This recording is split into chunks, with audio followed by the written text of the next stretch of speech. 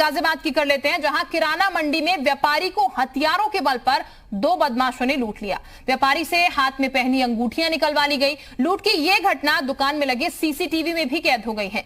आप ये तस्वीरों में देख पाएंगे किस तरीके से बदमाशों ने इस लूट की घटना को अंजाम दिया। तो ये सीसीटीवी फुटेज सामने आया है और सीसीटीवी फुटेज के जरिए ये नजर आ रहा है कि ऐसे व्यापारी से अंगूठियां निकलवा ली गई। दो बदमाश आते हैं, बंदूक यहां पर दिखाते हैं और उसके बाद व्यापारी की जो अंगूठियां हैं वो उसके हाथ से उतरवा ली जाती हैं। हालांकि जो यहां पर सीसीटीवी कैमरे सुरक्षा के नजरिए से लगाया गया था वो कारगर कह सकते हैं साबित हुआ है, क्योंकि ये जो दोनों बदमाश हैं वो इसमें कैद हो गए हैं और यहां पर से ये लोग अंगूठियां लेकर रवाना हो जाते हैं।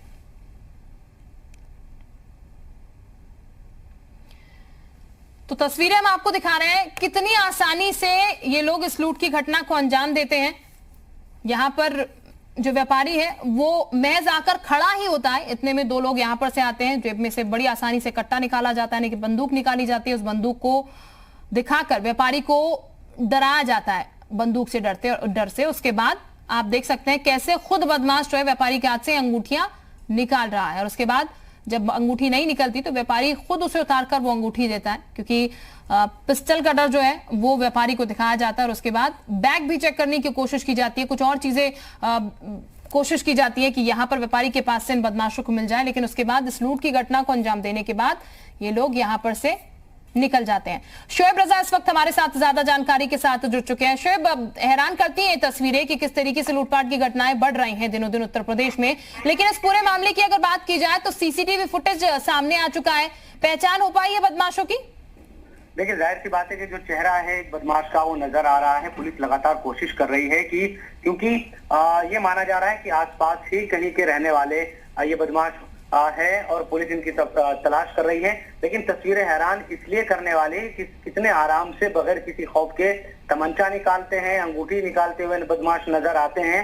और कल ही आपने देखा कि शिल्पा जो बीजेपी विधायक मुरादनगर के उनके मामा की सुबह सुबह इस तरह से गोली मारकर उनका कत्ल कर दिया गया।